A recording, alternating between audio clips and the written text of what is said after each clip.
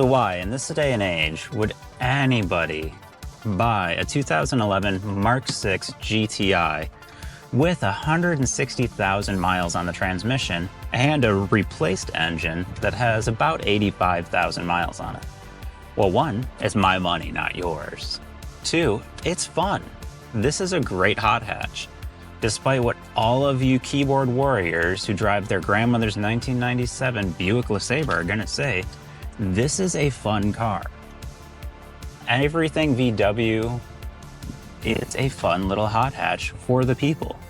Yes, they have their issues, and especially this one with the timing chain, with the actual intake manifold, all kinds of little quirky things that go on.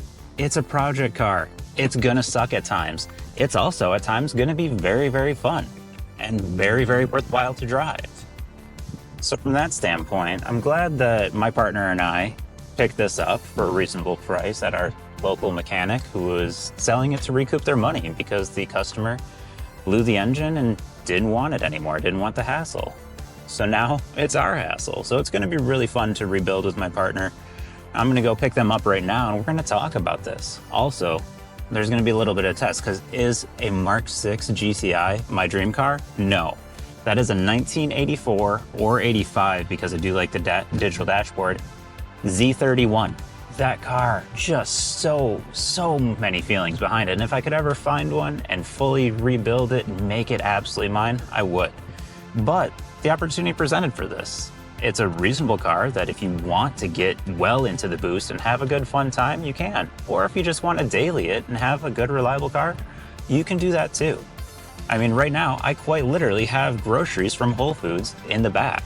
So it's an awesome, versatile car, especially if you're somebody who's living in a city. If you're living out in the countryside where you need that truck, I get it. But this is gonna be our fun project. This is gonna be where we go through, really test how much we wanna unalive each other, if you will, as far as our relationship and building this vehicle.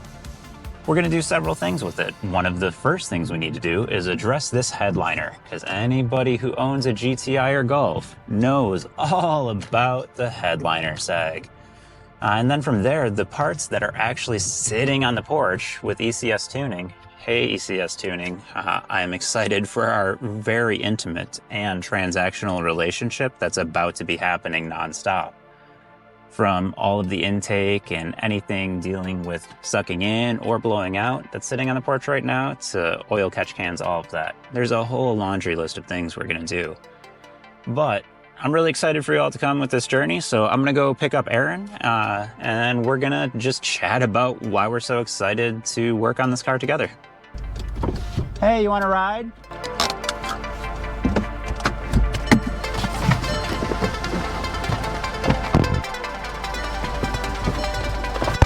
Hey, honey. Hey. How you doing? Good. So the GTI, let's talk about why we like it, why you like it, why I like it. Because I was out on a walk with Hansel and we spotted the GTI over at Karma. And then I texted you and I think you got a lot more excited than me. Well, I missed the Golf. I miss how fast it was to drive it and just like fun to get to your destination. So for everybody who doesn't know, we used to have a Mark IV Golf 2.0 non-turbo, and there were some growing pains with that because that was Erin's first car that they learned how to drive manual on. So there were some fights in that car, and they were pretty awesome. But yeah, I mean, as far as that old Golf we had, like, that was fun as hell. Like, because I was nervous of being like, oh, it's 6,500-ish bucks I think we paid. But yeah. Like, I think you were super excited and talked me into it because of the fact that, you know, we wanted to have a hot hatch again. Yeah, I miss the hot hatch. And the Subaru I'm driving is just, it's great. I love the Crosstrek XV, but it's not fast. Yeah. And yes. When driving the other day, yes, it was very, very apparent how slow the Crosstrek is compared to this. Yeah, and I mean, it's not just about fun. It's hard to be a defensive driver when you're in a slow car. Yeah, definitely. But we make it work. Someday we'll maybe do a walk around of the Crosstrek, because it is lifted for snow and all of the excitement that goes with winter. Yeah, great vehicle for the snow. But yeah, definitely as far as the GTI, like, is it my dream car? No. Do you know what my dream car is? Yeah. Or do you remember what my dream car is? Yeah, a 84 or a 85Z. Okay. Pass the test. Yeah. And your favorite car, due to the best anime of all time, would be E86. Yeah, Or or anything that looks like it, honestly. Anything with that, like, cute, boxy 80s shape. I am an 80s baby, so, like, I think it's so cute. And it's, like, the first cars that I saw everywhere. That's why the Mark IV or earlier, Golfs or GTIs are so appealing, because they are just sexy bricks, we'll go with. Super sexy bricks. Where the Z, that rear-wheel drive sex machine that I absolutely love, but will never find because, let's be real, they're dying. Those unicorns. Yeah. Also, speaking of first, that was Tyler's first. It was. I had a 1984 300 ZX that absolutely loved, started repairing and rebuilding things.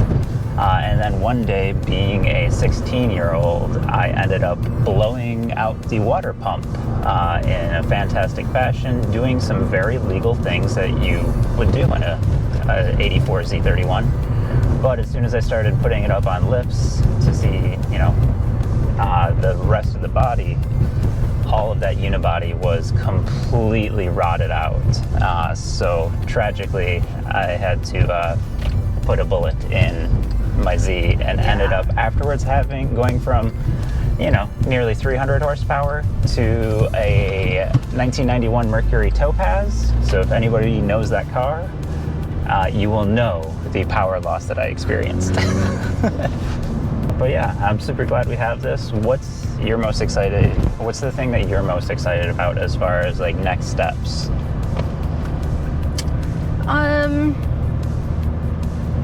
I mean, I know I'm not super excited about the headliner, and that is our first project, but I am excited to get into that just so that we start to get our hands dirty. Yes. And I know that is dirty. Yeah, literally very dirty project. Right. But that could give us some amount of, like, ideas for other, like, interior customization. Oh yeah, exactly. And like that excites me. Because we sometimes disagree on interior. Like, you want to use the amp that this came with to have a subwoofer. It's wired for it already. So, I mean, leave it in the comments. If your vehicle was already wired for the sub, would you change that all up to fit a spare tire again? Mount the spare tire somewhere else, or, like, screw the spare tire, just, like, put the subwoofer in and have some fun. I want to hear what you think. I'm all about team weight reduction and vroom vroom, and a giant speaker magnet in the back is not what I want. But hey, the percussion I want to hear is coming out of the rear. Like, I want that exhaust, 3 inches all the way back.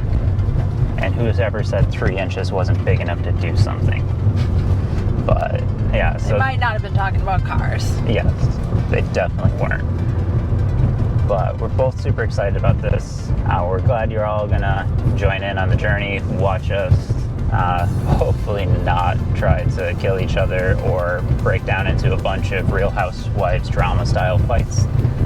But excited you're all here for us, and leave your comments about if we're gonna put a new subwoofer in or interior glow lights.